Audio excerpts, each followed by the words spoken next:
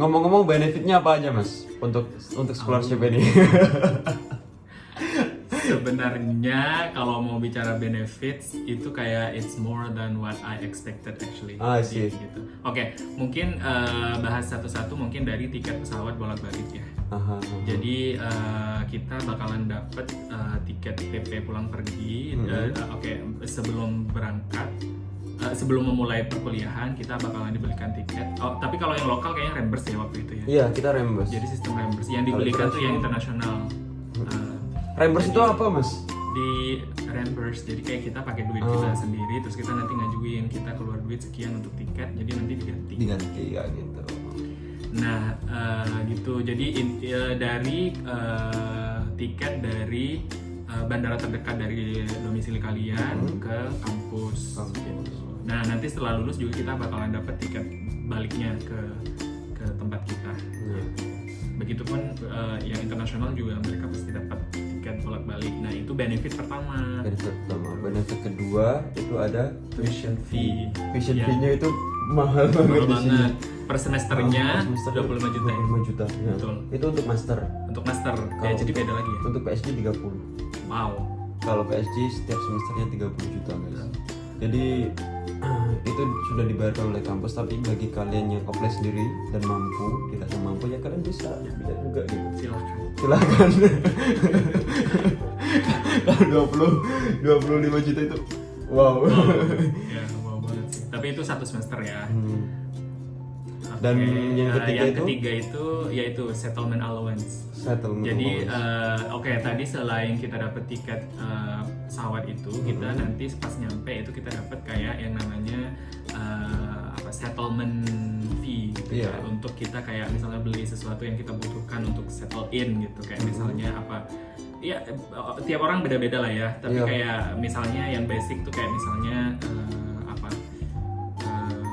bed cover misalnya, atau mungkin alat nyuci gitu kan, Magicom, iya itu terserah kalian mau dibeliin apa, intinya uang itu bisa kalian gunakan untuk settle in gitu. Jadi untuk mengisi barang-barang lah di kamar yang kosong gitu kan. Kalau di sini kita kan disediakan mungkin cuma peralatan dapur, sendok, garpu, panci, semuanya lah, kulkas dan lain sebagainya. Tapi beberapa yang belum ke cover sih untuk pengalamanku ya mungkin galon yang kecil itu loh Mas. Kalau kita kan air udah disediain juga di pantry. Kita tinggal ngambil gitu kan. Nah kalau mungkin ya handuk dan lain sebagainya kalian atau sabun atau apa ya, terserah yang namanya settle in ya, intinya itu uang bisa digunakan untuk kalian bisa settle in secara nyaman di kampus. Dan tiket pesawatnya itu PP ya Mas? PP. Kita PP. Dan ketika berangkat dan pulang nanti setelah selesai gitu. Dan yang selanjutnya ada monthly Nah, allowance. Itu ini sebesar, harus kasih tahu nanti. Ya nggak apa-apa sih kasih. Iya nggak apa-apa. Jadi berapa Mas? Totalnya 5 juta. Nah 5 juta itu udah cukup banget ya. Cukup banget. Karena itu di atas UMR Mas. Betul. Itu di atas UMR Dan guys. kita di Depok gitu maksudnya. Dan kita di Depok. Tapi lagi-lagi ini tergantung gaya hidup kalian masing-masing ya gitu. Maksudnya kalau untuk yang standar sih itu udah cukup banget sih. Udah cukup. Kalau kalian ya sukanya di Starbucks terus makannya McD ya mungkin hanya cukup gitu kan, nggak bisa save. Tapi cuman kalau mau save sih ya bisa banget. Apalagi di sini masih murah-murah makanannya. Di sini murah-murah. Di sini 10.000 masih dapat nggak sih? Kayaknya dapat ya. Iya masih dapat banget. Di nasi padang gitu, lauknya sama telur itu 10.000. Kan ada paket nasi padang 10.000. Kayak gitu. Nah itu kita bener-bener bisa save, dan kalian itu udah lebih dari cukup lah. Untuk international student mungkin nggak perlu khawatir juga ya. Iya nggak perlu. Untuk uang 5 juta itu bisa dimanfaatkan dengan baik. Sama yang selanjutnya itu ada book allowance. Health insurance juga. Health insurance ya. Itu kita dapat health insurance Mandiri in Health. Cuman gue nggak tahu sih apakah bakal tetap sama Mandiri in Health ke depannya. Tapi kita bakal kayaknya gitu sih. Sama ya. Samanya gitu kayaknya. Kayak kita kan kayak bangun fasilitas olahraga juga mandiri gitu kan. Kayaknya itu berkelanjutan terus sih guys. Gitu. Karena BUMN ya. BUMN juga, Mandiri InHealth ini, dan beberapa kali ya saya juga berobat di rumah sakit dan gratis mas. Wow, enak dong. Gitu kan ada kayak nasal agak sedikit ada alergi gitu guys. Jadi Itu bisa dipakai ya? aku pakai InHealth Insurance itu dari kampus dan itu gratis dibayar. Dan selanjutnya itu ada book allowance. Book allowance itu 1 juta 1 semester ya? 1 juta 1 semester. Dan itu diberikan di awal semester. Diberikan di awal semester. Memang kalau dibandingin ya mas ya, dibandingin di beasiswa lain ya kayak LPDP itu 8 juta 1 tahun. Tapi bedanya adalah kalau di LPDP itu per bulannya 4 juta sama aja. Oh, sama aja. 4 juta kalau di Jabodetabek gitu kan, kalau di Yogyakarta mungkin 3,6 kayak gitu kan. Jadi kalau semacam pukul rata di di sini 5 di sini pukul rata 5 dan bukunya itu 1 juta gitu. juta meskipun 1 semester. Kayaknya mereka udah tahu juga sih kita bisa banyak akses PDF juga gitu loh. Dan ada fasilitas library juga kan. Library juga untuk ada. kita akses di jurnal. Jadi mungkin beli buku fisik itu ya kalau lagi pengen aja. Sebenarnya kalau dari sisi material juga di kampus udah disediain ya. Iya, secara material di kampus udah disediain. Tapi kalau misalnya kalian mau beli buku-buku yang menurut kalian pengen dibeli ya bisa pakai itu gitu. Dan fasilitas lainnya adalah student apartment. Yes, apartemen pastinya. Terus kita juga dapat sepeda meskipun itu rental. Ya, itu rental 1 tahun guys. Ya, rental free. Rental free juga. Jadi kayak sistemnya rental tapi kita free, nggak perlu bayar. Dikasih sama Kementerian Menpora ya. Kemenpora. Dikasih sama Kemenpora. Jadi dari apartemen kita jalan ke kampus itu bisa naik sepeda. Which is, karena memang sejalan dengan motonya Triple IU yang pengen kayak green campus gitu kan. Jadi kayak kita pakai sepedaan pulang pergi kuliah, enak kan? Sambil olahraga. Dan itu untuk fasilitas-fasilitas untuk master degree ya guys ya.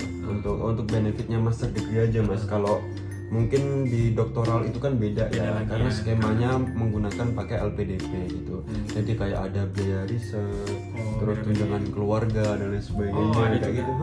Kalau LPDP gitu untuk skemanya. Tapi kalau untuk master, nah cuma itu guys. Nah dulu kenapa kok nggak milih LPDP gitu kan? Ya, kenapa? Padahal kan ada kayak gaya jurnal internasional, terus ada juga untuk penelitian gitu kan. Itu karena aku mikirnya bahwasanya kampus ini internasional pertama, dan yang kedua ini proyek strategis nasional presiden. Kalau semisal aku membutuhkan funding gitu kan, funding untuk risetku, tesisku gitu kan, atau mungkin aku berangkat ke internasional, itu mudah banget gak sih kayak kita cari sponsorship di kementerian gitu. Yang itu udah biasa aku lakuin gitu. Dan dari kampus juga dapat. Jadi kemarin salah satu dosen aku juga menawarkan bilang, jadi aku ada acara di Bali, terus dibilang sayangnya sih sebenarnya udah fully covered tuh acaranya.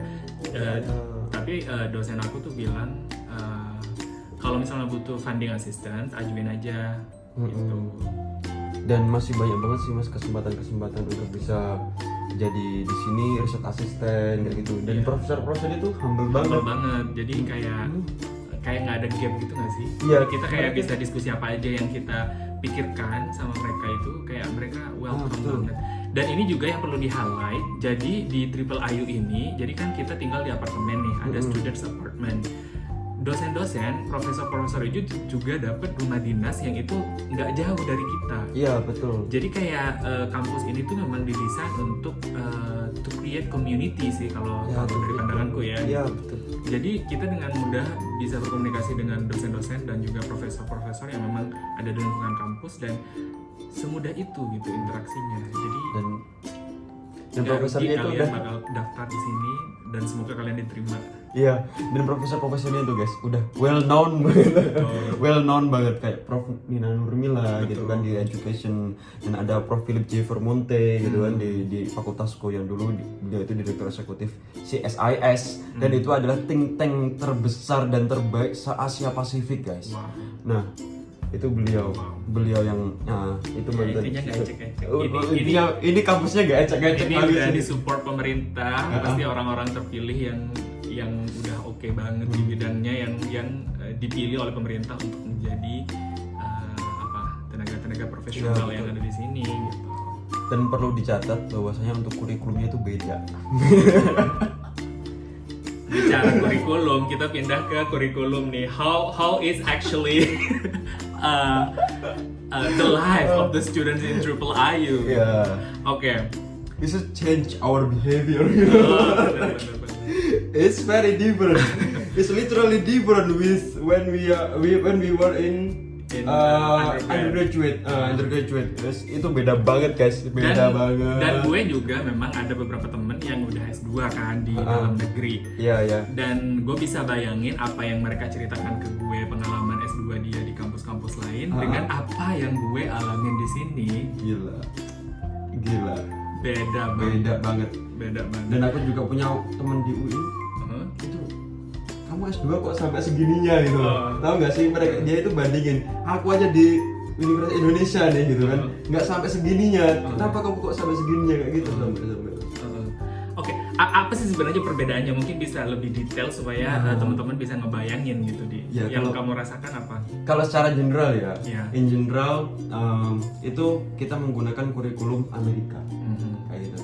Amerika dan beberapa di Islamic Studies itu ada kurikulum yang juga penyerapan di Timur Tengah gitu kan. Maksudnya itu ada match gitu ya antara kurikulum Barat dan juga kurikulum dari yang kalau kamu mengaji secara historis bisa, mengaji secara tekstual juga bisa kayak gitu. Betul. Dan juga untuk kalau semacam behaviornya kita harus disiplin study. Itu yang paling krusial yang buat teman-teman harus tahu. Kita harus disiplin study gitu kan, karena banyak banget tugas-tugasnya. Itu semacam kita ya ini guys yang perlu dicatat. Aku pernah dibilang waktu saya diterima di LPDP gitu kan Mas ya, aku bilang ke profesorku, terus dia bilang kamu nggak perlu pergi ke Amerika untuk merasakan kuliah di Amerika. We are still young, we can work together. Jadi profesor saya itu bilang gitu Mas, untuk mempertahankan just stay with us Aldi gitu. Gitu. Nah itu meskipun universitas ini baru, tapi kurikulumnya itu bener-bener diadaptasi oleh universitas dunia gitu loh. Karena memang dosen-dosennya mereka adalah lulusan top universities in the world. Jadi mereka membawa apa yang mereka udah alamin ke sini. Iya. Bener-bener meskipun kita berdarah-darah ya pastinya. Karena Pasti. gini guys, jadi kalau di fakultasku ya, nggak tahu di fakultas tadi, tapi kalau di fakultasku itu tiap minggu selalu ada review bacaan. Betul. Jadi kayak critical review. Setiap mata kuliah yang ada ya kita ambil karena ada wajib, ada elektif kan.